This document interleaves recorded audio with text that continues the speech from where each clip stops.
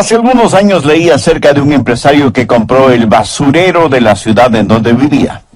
Era un enorme terreno que había sido rellenado con basura.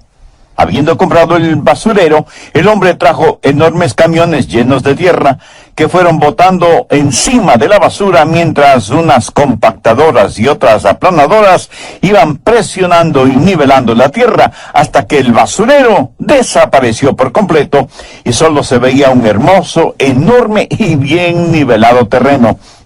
Luego comenzaron a trazar calles y aceras y muy pronto ese terreno se convirtió en un hermoso lugar, con casas de diferentes estilos arquitectónicos, hermosos jardines, bien iluminadas calles, un parquecito central con atractivas fuentes de burbujeantes aguas, juegos infantiles y, en fin, todo lo necesario para que fuera un codiciado vecindario.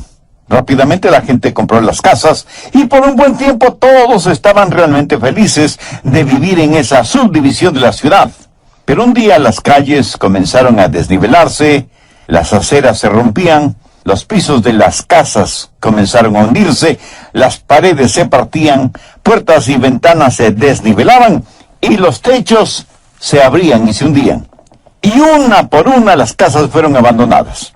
Esa hermosa subdivisión se convirtió en un cementerio de paredes destruidas y de escombros, y la gente de las otras subdivisiones que permanecían estables comentaban y decían: desde el principio esa subdivisión comenzó mal. Fue construida sobre un basurero. ¿Sabe que hoy tenemos hogares construidos de la misma manera?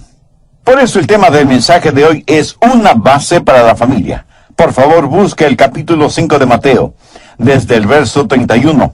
También fue dicho: cualquiera que repudia a su mujer, dele carta de divorcio. Pero yo os digo que el que repudia a su mujer, a no ser por causa de fornicación, hace que ella adultere, y el que se casa con la repudiada comete adulterio. Vayamos ahora al capítulo 7, verso 24. Cualquiera pues que me oye estas palabras y las hace, las compararé a un hombre prudente que edificó su casa sobre la roca. Estamos viviendo en medio de una tragedia nacional, la tragedia de los hogares construidos sobre basura ética y moral, los matrimonios desechables. La gente se casa buscando un ideal que muy pronto se convierte en una carga, por lo cual se busca un nuevo ideal que termina siendo una nueva carga, y así el círculo vicioso es interminable. Para muchos matrimonios fracasados, la solución más rápida es el divorcio. Casi se ha vuelto un estilo de vida. Pero toda la angustia, la desesperación, el infierno emocional que viven quienes se divorcian, afectan a los hijos de los divorciados y a las familias inmediatas de los divorciados. Y es como consecuencia por no obedecer la palabra de Dios. El plan y propósito de Dios para el matrimonio es hasta que la muerte los separe. Un día le pregunté a mi esposa: Joyce, ¿me amarás cuando esté envejeciendo y pierda mi atractivo? Y ella, veloz como un rayo, me contestó: ya lo estoy haciendo. Jamás se une en matrimonio pensando que si no es como usted lo soñaba, se divorcia. Y aunque el matrimonio fue hecho en el cielo, tenemos que vivirlo aquí en la tierra. En una importante revista leí lo siguiente: el panorama nacional está lleno de las víctimas de la epidemia de divorcios. Ex esposas criando a sus hijos solas, ex esposos tratando de empezar una nueva vida y sin embargo seguir tratando de ser un buen padre para sus hijos, a quienes solo ven días específicos. Mientras tanto, los hijos tienen que vivir entre sus padres que están en guerra. Realmente trágico, ¿no le parece? En una encuesta estudio realizado entre 60 familias de clase media, se descubrió que solo el 10% de los excónyuges dijeron que después del divorcio habían tenido relativo éxito mejorando sus vidas. Solo el 10%. En nuestros días, el divorcio se ha convertido en una horrible epidemia que explica el porqué de tantas vidas destrozadas, que producen hogares destrozados, que producen vidas destrozadas, que producen hogares destrozados, y parece que esto no tiene fin. Necesitamos aprender de la palabra de Dios cómo romper este círculo vicioso y poner fuertes fundamentos para la familia. ¿Qué dice Dios al respecto? Busque Malaquías 2:16. Jehová, Dios de Israel, aborrece el repudio. Aquí la palabra repudio significa dejar de lado, separar por fuerza, divorciar. Al hablar de un firme fundamento para la familia, quiero que veamos tres cosas. Primero, el diseño de Dios para el matrimonio. Lo que Jesús dijo en los versos 31 y 32 de Mateo 5 tiene un pasaje paralelo en Mateo 19, comenzando con el verso 1.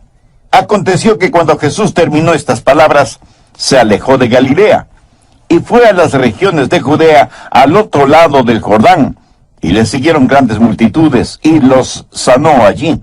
Entonces vinieron a él los fariseos tentándole y diciéndole: ¿es lícito al hombre repudiar a su mujer por cualquier causa?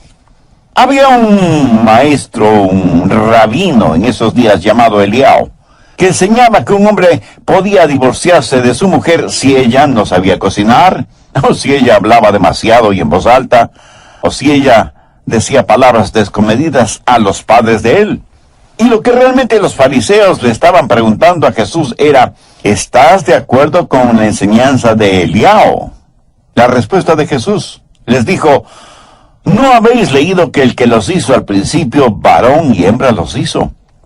De paso, quiero decir que Dios está en contra de la moderna idea del unisex. Cuando Dios creó a la primera pareja, al hombre le hizo bien hombre y a la mujer bien mujer. Y dijo: por tanto dejará el hombre a su padre y a su madre y se unirá a su mujer y serán una sola carne. Y el Señor Jesús en Mateo 19:6 termina cualquier discusión sobre este asunto al decir: por tanto lo que Dios juntó, no lo separe el hombre. ¿Cuál es el plan de Dios para el matrimonio? Usted puede contratar al mejor constructor del mundo y pedirle que le construya una casa. Pero si él no sabe lo que es una casa, no podrá construirla, sin que importe cuán buen carpintero o constructor es. Uno puede tener los hijos más maravillosos del mundo y decir: voy a construir un hogar cristiano, o voy a construir un hogar como Dios lo diseñó. Pero si usted no sabe lo que Dios diseñó, ¿cómo va a construirlo? Así que, ¿cuál es el diseño, el plan de Dios para el matrimonio? En el capítulo 19 de Mateo hay 3 versos claves. Y como usted bien lo sabe, un verbo es una palabra activa. Esos verbos son dejar, unirse y ser. Cualquier consejería matrimonial tiene que girar en torno a esos 3 verbos activos. Todos los problemas matrimoniales se derivan de un mal entendimiento de estos verbos. De paso, note que Jesús está citando aquí del libro del Génesis. Cuando Dios dice: por tanto dejará el hombre a su padre y a su madre, está hablando de la prioridad en el matrimonio. El matrimonio es la más alta de todas las relaciones humanas, y la relación entre marido y mujer debe ser el lazo más fuerte que la relación entre padres e hijos. Tal vez muchos no estén de acuerdo conmigo en este punto, pero recuerde que yo solo estoy repitiendo lo que Dios dice en su palabra. La relación entre marido y mujer debe ser la más firme, la más fuerte relación sobre la tierra. Cuando usted está criando a sus hijos, ¿sabe cuál es su trabajo como padre, como madre? Es darles a sus hijos alas para cuando tengan que abandonar el nido. La Biblia usa como ilustración las águilas. Mamá águila enseña a sus polluelos a volar. No les enseña a buscar alimento, les enseña a volar. Ve el paralelismo. Los padres sabios prepararán a sus hijos para cuando tengan que volar solos. Nuestros hijos hoy en día no necesitan estar tan cómodos en el hogar. Mamá águila traerá el alimento para sus críos por un tiempo, pero llega el momento en que ella, batiendo sus poderosas alas, los empuja fuera del nido. El aguilucho aterrado cae velozmente, pero a medio camino hacia abajo se acuerda que tiene alas y las mueve vigorosamente y descubre que puede volar. ¿Sabe lo que muchos de nosotros hacemos como padres? Decimos: oh, yo no quiero que mis hijos sufran lo que yo sufrí. Yo quiero que tengan lo que yo no tuve. Muchas veces yo mismo tuve que hacerme la pregunta: ¿les estoy dando a mis hijos solo lo que mis padres no pudieron darme?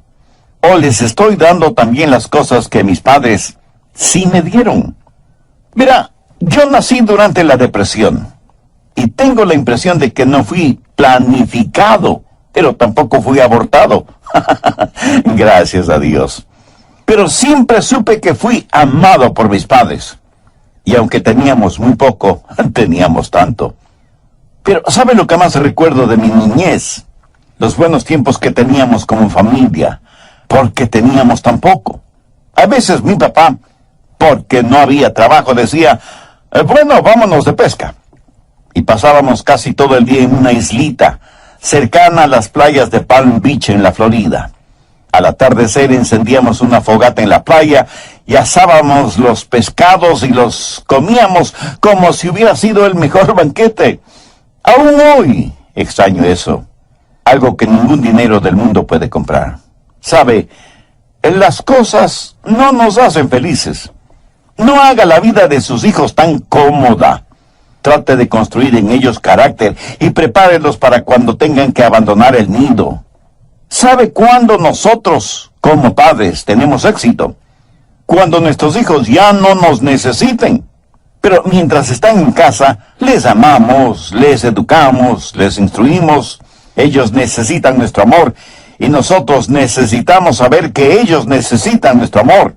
Esta necesidad mutua de amar es el fuerte lazo emocional que necesitamos para mantener firme la relación familiar. Pero después de un tiempo, nuestros hijos como que ya no necesitan ese amor paternal o maternal. Y es natural cuando un jovencito no necesita del amor de su madre como lo necesitaba cuando era solo un niño. Pero no hay nada más satisfactorio que cuando vemos que nuestros hijos han aprendido a volar, y usted sabe que les ha enseñado a hacer o a tomar decisiones, a ganar dinero honestamente, a ahorrar, a enfrentar el mundo. No trate de retenerlos más de lo que ellos quieren ser retenidos. Recuerde que son como una barra de jabón. Si la aprieta demasiado fuerte, saltará de su mano.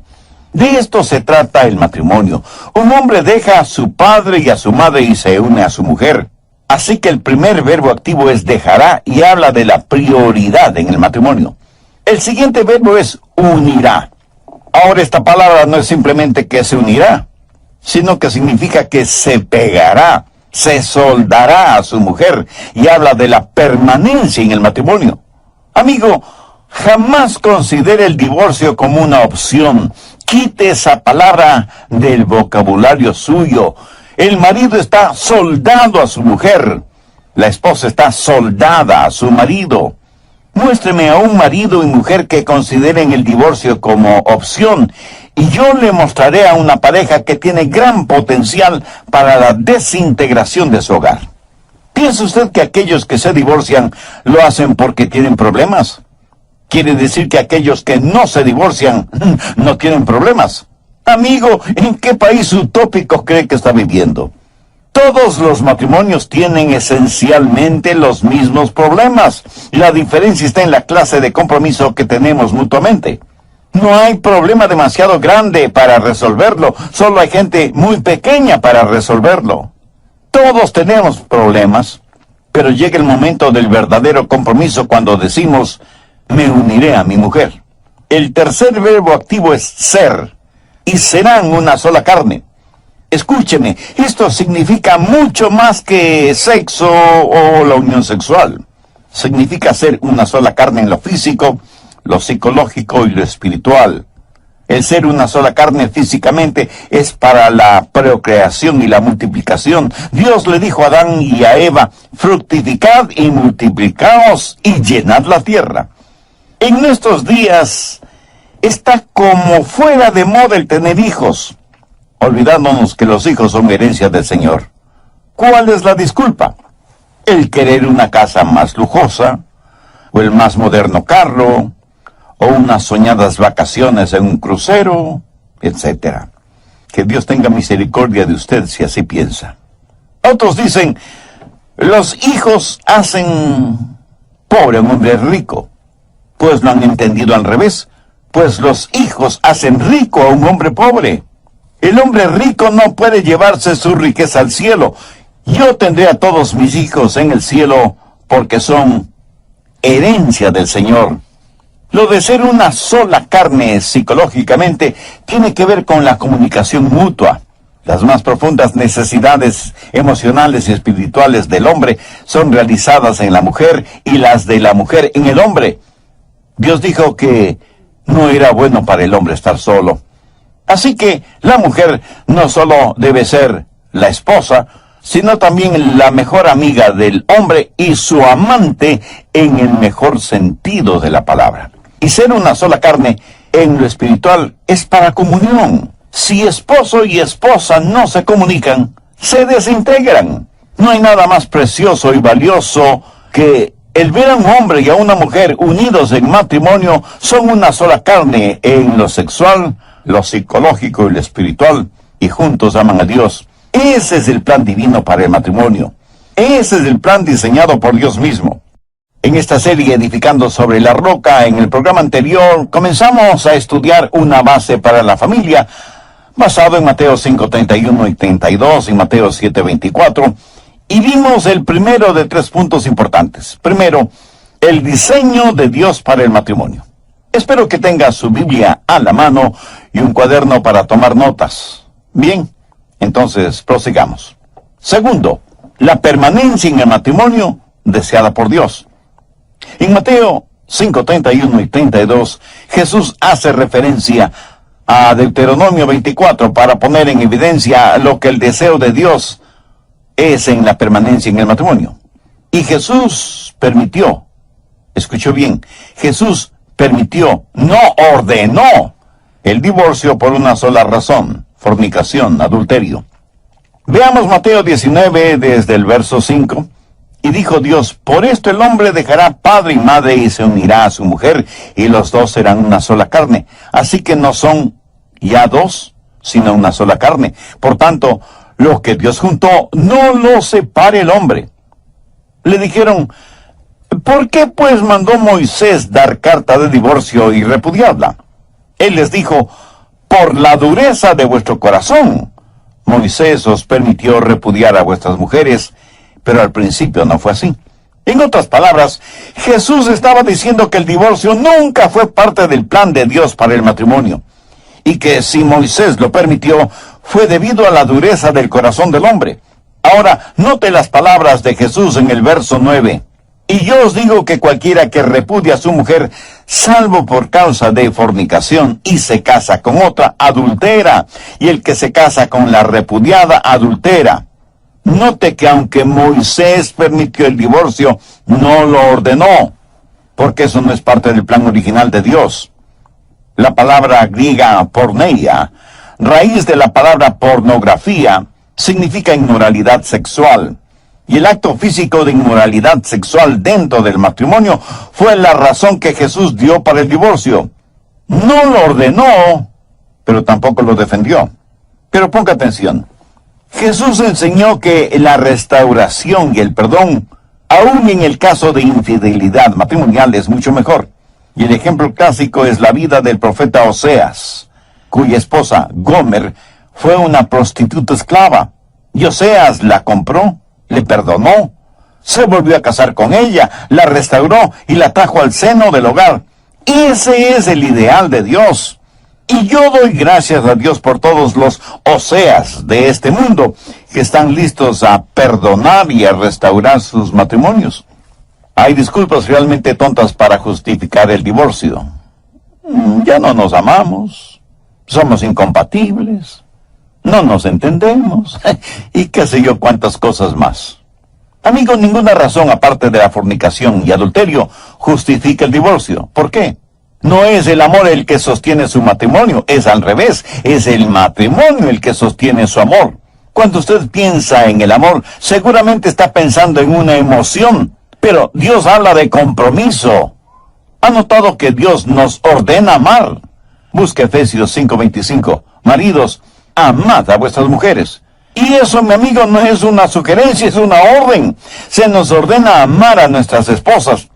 Y si el amor es algo que se nos ordena hacer, quiero decir que es algo que podemos aprender a hacerlo. En Tito 2:4 dice que las ancianas deben enseñar a las mujeres jóvenes a amar a sus maridos y a sus hijos. Verá, el amor no es algo efímero o emocional que unas veces lo siente y otras veces no. Hoy siente amor por alguien, mañana no. O sea que usted no es más que una víctima del amor. Oiga, la Biblia no enseña eso. Dios, por medio de su palabra, nos ordena amar. Me apresuro a decir que no hay nada de malo en el romance, ni con las emociones. Espero que usted siga disfrutando de la luna de miel. Trágicamente muchos la han convertido en luna de hiel. Recuerdo mi tiempo romántico con Joyce, mi esposa. Desde mi asiento en la iglesia yo la miraba a ella, cantando en el coro, y pensé, amo a esa muchacha con todo mi corazón. Y hasta me parecía que ella tenía un halo sobre su cabeza. Claro, eso era solo mi imaginación. Pero para mí, todo eso era lo romántico, y las noches de luna, y las rosas, y las palabras suaves y dulces. Fue maravilloso. Pero lo más estupendo es que continúa haciéndolo. Luego la crianza de 4 hijos, el entierro del quinto que murió en su infancia, la educación de todos ellos, y yo tratando de terminar mis 7 u 8 años de estudio, teniendo familia y trabajando a medio tiempo casi en cualquier cosa, para poder ser el proveedor de la familia, mientras mi esposa permanecía en casa cuidando y educando a nuestros hijos. Fue un tiempo difícil, con disgustos y desacuerdos, y aunque me casé con una hermosa muchacha, con el tiempo se convirtió en una complicada mujer. Y supongo que lo mismo ha pasado conmigo. Yo tuve que hacer algunos ajustes en mi vida, y ella también. Con todo y eso, las cosas fueron duras, y las siguen siendo. Y tanto mi esposa como yo tenemos que ser flexibles. ¿Sabe qué es lo que nos mantiene juntos? Es el amor, no el romance. ¿Sabe qué es lo que mantiene nuestro amor? Es el compromiso mutuo. Sí. Ya no vivimos un romanticismo juvenil. Ahora lo romántico, como nosotros mismos, ha madurado y es más significativo debido a la experiencia. Maridos, amad a vuestras mujeres. Mujeres, amen a sus maridos. Algunos quieren justificar el divorcio diciendo que es por el bien de nuestros hijos. No queremos que crezcan en la atmósfera de un hogar infeliz. Bueno, permítame decir que los estudios realizados en hogares destrozados por el divorcio no respaldan ese razonamiento. El divorcio nunca es un factor positivo para los hijos. Muchas parejas que consideran el divorcio creen que solo tienen 2 alternativas: peleas y argumentos o el divorcio. Pero quiero decir que hay una tercera alternativa: haga las paces con Dios, y tendrá la fuerza emocional, psicológica y espiritual para que su matrimonio funcione como Dios quiere que funcione. Cuando alguien se divorcia y dice que es por el bien de los hijos, eso es por lo general un acto de egoísmo. Usted lo presenta como un acto de noble sacrificio, cuando debería estar haciendo algo para mejorar sus relaciones con su cónyuge, en vez de romper el corazón y la vida de sus hijos. Otros justifican el divorcio diciendo, pero es que yo tengo el derecho a ser feliz. ¿Sabía que Dios tiene otro plan para usted? Él quiere que usted sea santo. Querer ser feliz está bien. Pero cuando la búsqueda de la felicidad es su primordial meta en la vida, está cometiendo el más grande acto de egoísmo que terminará, aunque usted no lo crea, en la más grande infelicidad. Usted no vive en aislamiento, y cuando se casó, usted hizo un voto sagrado frente a su cónyuge. Así que no solo es su felicidad, sino también la de su esposo o esposa. Además, usted hizo ese voto delante de Dios, y su voto a Dios es más importante que su felicidad. Usted quiere ser feliz, y puede serlo, si es que obedece a Dios. Y hay quienes tratan de darle un tinte espiritual al divorcio y dicen, Dios me está guiando en este asunto, Dios quiere que me divorcie. Escúcheme, Dios nunca, nunca, nunca, nunca se va a ir en contra de su propia palabra. Nunca. Y Él no va a hacer una excepción para usted, se lo aseguro. Y si usted me dice, pero pastor, mi matrimonio está en tremendas dificultades. Le creo, mi amigo, le creo. Pero permítame decirle que las dificultades en el matrimonio no se curan de la noche a la mañana. Y aunque usted tome la decisión de rehacer su matrimonio, será un camino tortuoso porque los matrimonios enfermos no se curan instantáneamente. Sin embargo, la dirección de su matrimonio puede ser cambiada de inmediato. Quiero decir, usted comienza a ir en la dirección correcta. Tomará tiempo el que llegue a donde debe llegar, pero por lo menos sabe que está yendo por el camino adecuado. Por medio de la consagración y la sumisión de su voluntad, la dirección de su matrimonio, de su hogar, puede ser cambiada de inmediato. Siendo de su matrimonio usted lo considera negativo, prefiere destruir el 90% positivo, en vez de tratar de mejorar el 10% negativo. Cambie lo que pueda cambiar, y acepte lo que no pueda cambiar, y pida la ayuda de Dios. Tercero, la declaración de perdón de Dios para los matrimonios fracasados. Mateo 6:12. Y perdónanos nuestras deudas, como también nosotros perdonamos a nuestros deudores. Escuche con atención lo que voy a decir. No estoy tratando de poner un sentimiento de culpa en nadie que se ha divorciado y se ha vuelto a casar. De ninguna manera. Dios es un Dios de perdón y de gracia. Y si usted ha fracasado y su matrimonio está irreparablemente roto y se ha vuelto a casar y ya tiene un nuevo hogar, el agua derrama a los divorciados y divorciadas como a ciudadanos de segunda categoría en el reino de los cielos. Es algo incomprensible que si un criminal preso se salva espiritualmente en prisión, sale de la prisión al púlpito a predicar el evangelio. Y nos maravillamos de lo que Dios ha hecho en esa persona. Pero si alguien se divorcia irreparable y definitivamente, le tratan como si a la gracia y el perdón de Dios no pudiera alcanzarle. Mi amigo, mi amiga, si usted se arrepiente de su pecado y entrega su corazón al Señor Jesucristo, cuando el Señor le llame a su presencia, usted irá al reino de los cielos. Romanos 8:1 dice, ahora pues ninguna condenación hay para los que están en Cristo. Primera de Juan 1:7, la sangre de Jesucristo su Hijo nos limpia de todo pecado. Isaías 1:18, venid luego, dice Jehová, y estemos a cuenta. Si vuestros pecados fueren como la grana, como la nieve serán emblanquecidos. Si fueren rojos como el carmesí, vendrán a ser como blanca lana. En la Biblia se relata la historia de una mujer sorprendida en el mismo acto de adulterio.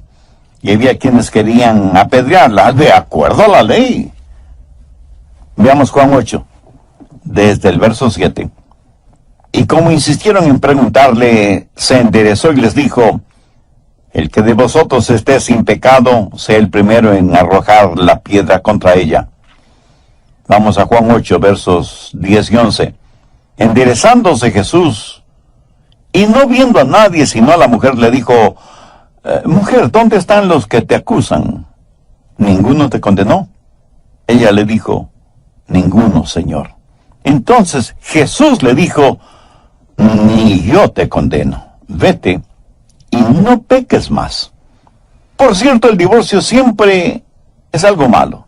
Y mientras el Señor me dé vida, siempre estaré en contra del divorcio. Pero hay que saber mantener el balance. Y aunque nunca debemos en forma farisaica bajar los paradigmas divinos, tampoco debemos endurecernos espiritualmente frente a aquellos que necesitan de la gracia de Dios. El divorcio es como un peligroso precipicio, y nosotros como cristianos individualmente y como iglesia colectivamente debemos construir una alta y fuerte muralla para que la gente no se caiga al precipicio. Pero para aquellos que logran lanzarse a ese abismo, debemos tener en el valle una ambulancia para brindar ayuda y primeros auxilios a quienes al caer quedarán muy mal heridos. Debemos de tratar de salvarles la vida. Si usted está casado y Jesucristo no es la cabeza de su hogar, tome esa decisión ahora mismo para que tenga un hogar bíblico, para que pueda mantener sus votos matrimoniales hasta que la muerte le separe. Si usted está divorciado o divorciada y fue por su culpa, pídale a Dios.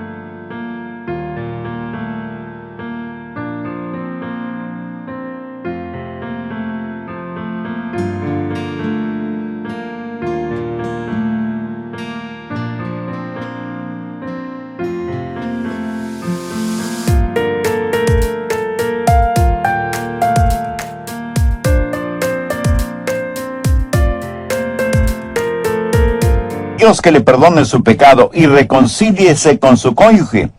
Si él o ella se han vuelto a casar, aún así vaya y pida perdón por la parte de su culpa. Pida perdón y otorgue perdón, para que usted pueda recibir el perdón de Dios. Si usted se ha divorciado contra su deseo y es víctima de las malévolas estratagemas de otro u otras personas, pídele a Dios que quite de su corazón esa raíz de amargura y perdone a esa o esas personas, aunque ellas no se arrepientan por el mal que le hicieron. Perdónalas en su mente, en su corazón, en su espíritu, y entregue totalmente su vida al Señor, porque el que me escucha este mismo momento está atravesando por graves problemas matrimoniales y está pensando en el divorcio. Por favor, no lo haga. Más bien, sumérjase en la palabra de Dios, obedezca la palabra de Dios, y el Dios de la palabra le ayudará a restaurar su matrimonio y su hogar. Y si usted tiene un bendecido hogar cristiano, recuerde que el mejor testimonio que puede dar al mundo es eso, su matrimonio y su hogar. Deje que su hogar, construido sobre la roca firme que es Jesucristo, brille en medio de la oscuridad. Eclesiastés 4:12 dice: cordón de 3 dobleces no se rompe pronto. Eso quiere decir un esposo y una esposa bajo el señorío de Jesucristo. Ese es un cordón de 3 dobleces que el diablo no podrá romper. Mi oración es que Dios selle en su corazón este mensaje, y que si hay corazones, vidas que necesitan ser sanadas y hogares que deben ser restaurados, lo sean mediante la ayuda de Dios. Y aquellos oyentes que todavía no son salvos, hagan una decisión ahora mismo para recibir a Cristo en sus corazones. Si usted sabe que hay una dimensión espiritual que está fallando en su vida y en la vida de su familia, sepa que esa dimensión tiene un nombre específico: Jesucristo.